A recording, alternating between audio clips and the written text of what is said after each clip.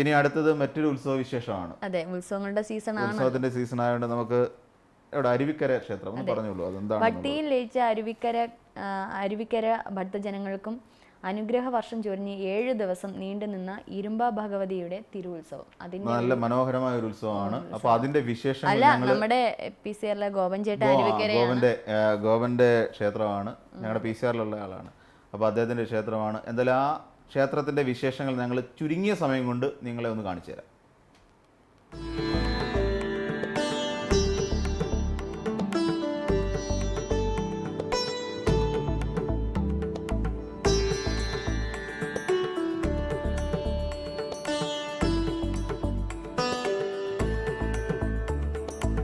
തിരുവനന്തപുരം ജില്ലയിൽ അരുവിക്കര കരമനയാറ്റിൻ തീരത്ത് ഇരുമ്പുദേശത്ത് കുടികൊള്ളുന്ന ആദിപരാശക്തിയുടെ ഭാവമാണ് ഇരുമ്പ ശ്രീ ഭദ്രകാളി ക്ഷേത്രം.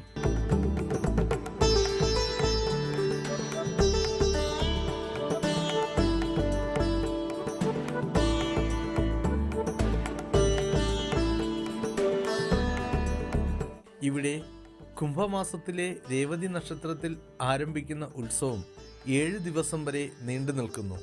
കളങ്കാവൽ, പൊങ്കാലയോട്ടം, താലപ്പൊലി തുടങ്ങിയവയാണ് ക്ഷേത്രത്തിലെ പ്രധാന ആചാരം. 7 ദിവസം സാധാരണ വിശേഷ പൂജകളും പിന്നെ കളങ്കാവൽ, 1-2 ദിവസം കളങ്കാവൽ, ഇങ്ങനെയൊക്കെയാണ് വഴിപാടുകൾ വരുന്നത്.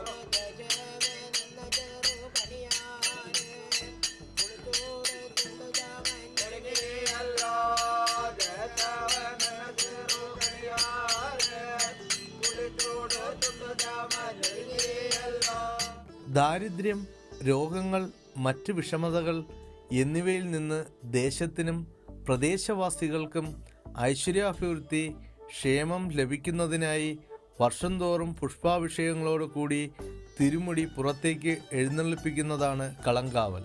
പഞ്ചഭൂത നിർമ്മിതമായ ശരീരം, പഞ്ചഭൂത നിർമ്മിതമായ പ്രകൃതിയെയും പഞ്ചവർഗ നിർമ്മിതമായ ക്ഷേത്രത്തിനെയും പ്രതിനിധീകരിച്ചുകൊണ്ട് കലം, ജലം, അരി, ശർക്കര, നെയ്യ് ഈ 5 വസ്തുക്കൾ ചേരുമ്പോൾ പഞ്ചഭൂതങ്ങളാൽ സാന്നിധ്യമായിരിക്കുന്ന ചൈതന്യം അവിടെയുണ്ടാകും. അതിനാൽ തന്നെ ദേവന് ഭക്തർ സമർപ്പിക്കുന്ന നിവേദ്യമാണ് പൊങ്കാല. പക്ഷേ ഉത്സവ സമയമാകുമ്പോൾ ഈ ഭദ്രകാളിയുടെ ഒരു വിഗ്രഹം നമ്മൾ നേരെ പുറത്ത് പച്ചപ്പന്തൽ കെട്ടി അവിടെ ഇരുത്തും. അതിൽ നിന്ന് ആ വിഗ്രഹമാണ് നമ്മൾ 3 വർഷത്തിലേക്ക് ദിക്ക് ബലിക്ക് പോകുന്നത്. ദിക്ക് ബലി കളങ്കാവൽ എന്ന് പറയുമ്പോൾ അതായത് ദേവിയെ വിളിക്കുന്നത് നാട്ടുകാരെ എല്ലാ പൊതുജനങ്ങളെ അറിയിക്കുന്നതാണ്.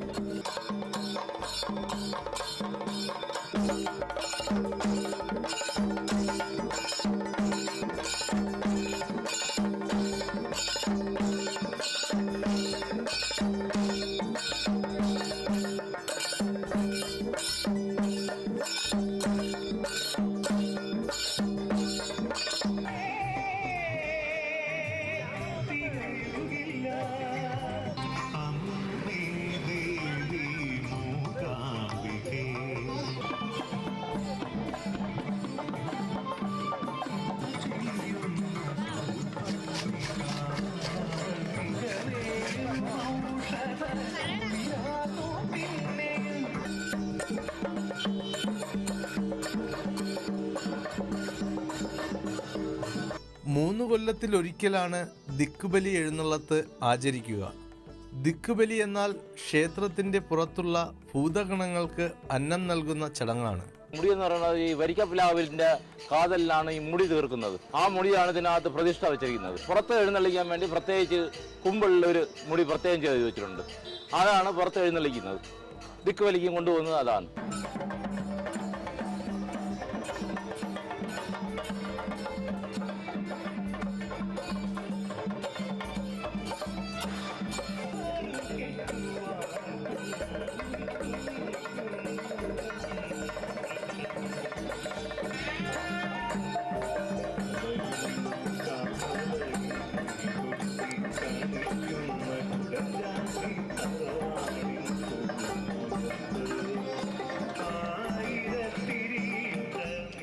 ഭക്തജനങ്ങളുടെ ആഗ്രഹ സാഫല്യത്തിനും സർവ ഐശ്വര്യത്തിനും ആയി എല്ലാ വെള്ളിയാഴ്ചയും നാരങ്ങ വിളക്കും നടകുരുസിയും നടത്തിവരുന്നു.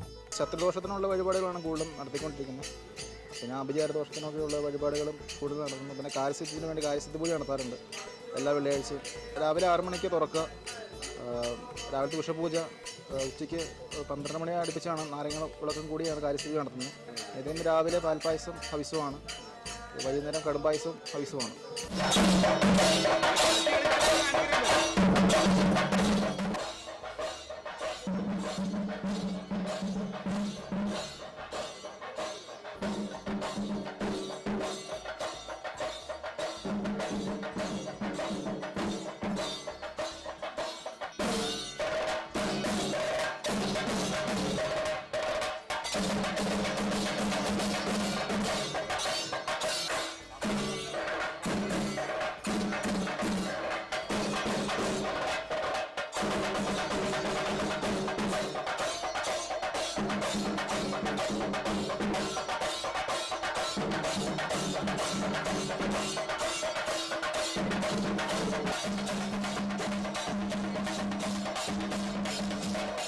ഇരുമ്പ ശ്രീ ഭദ്രകാളി അമ്മയെ വടക്ക് ദർശനമായും ദിക്കുബലി എഴുന്നള്ളത്തിന് തിരുമുടി കിഴക്ക് ദർശനമായും പ്രതിഷ്ഠിച്ചിരിക്കുന്നു.